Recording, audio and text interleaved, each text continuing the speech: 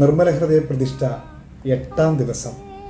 ഇന്ന ദിവസം നമുക്ക് സമർപ്പിതർക്കു വേണ്ടി പ്രാർത്ഥിക്കാം. മോശയുടെ നിയമം അനുസരിച്ച് ശുദ്ധീകരണത്തിനുള്ള ദിവസങ്ങൾ പൂർത്തിയായപ്പോൾ അവർ അവനെ കർത്താവിന് സമർപ്പിക്കാൻ ജെറുസലേമിലേക്ക് കൊണ്ടുപോയി. ലൂക്കാ സുവിശേഷം 2-ാം അധ്യായം 22-ാം തിരുവചനം.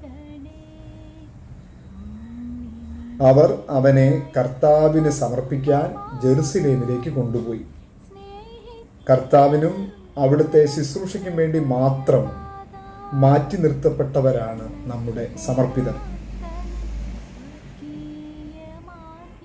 സംഖ്യയുടെ പുസ്തകം 16-ാം അധ്യായം 9-ാം തിരുവചനം ഇപ്രകാരം നമ്മോട് പറയുന്നു: കർത്താവിൻ്റെ കൂടാരത്തിൽ ശുശ്രൂഷ ചെയ്യാനും സമൂഹത്തിന് മുമ്പിൽ നിന്ന് സേവനമനുഷ്ഠിക്കാനും ഇസ്രായേലിൻ്റെ ദൈവം സമൂഹത്തിൽ നിന്ന് നിങ്ങളെ വേർതിരിച്ചത് നിസ്സാര കാര്യമാണോ?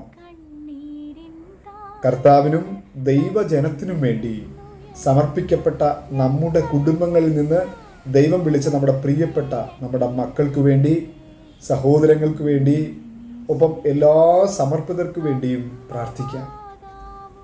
അവരെ തിരുസഭയുടെ പാലകനായ യൗസപിതാവിൻ്റെ നിർമ്മല ഹൃദയത്തിൽ സമർപ്പിച്ച് പ്രാർത്ഥിക്കാം.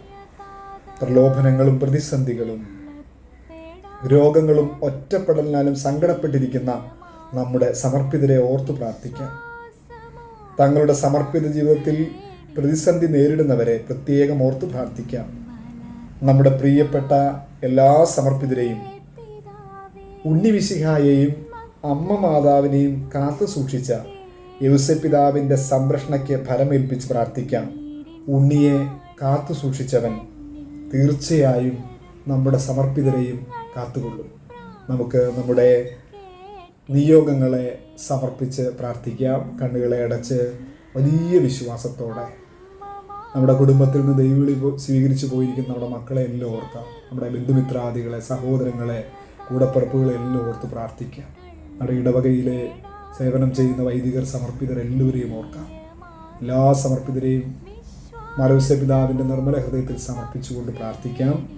ഉണ്ണിമിശിഹ പറ്റിച്ചേർന്ന് കിടന്ന അങ്ങയുടെ നിർമ്മല ഹൃദയത്തിലേക്ക് വിശ്വാസത്തോടെ ഞങ്ങളെയും ഞങ്ങളുടെ കുടുംബാംഗങ്ങളെയും നിയോഗങ്ങളെയും സമർപ്പിച്ച് പ്രാർത്ഥിക്കുന്നു.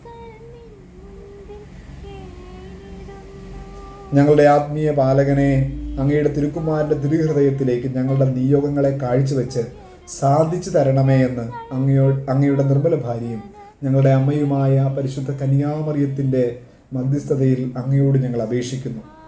ഈശോയുടെ തിരുഹൃദയത്തിനും മറിയത്തിൻ്റെ വിമല ഹൃദയത്തിനും യൗസപിതാവിൻ്റെ നിർമ്മല ഹൃദയത്തിനും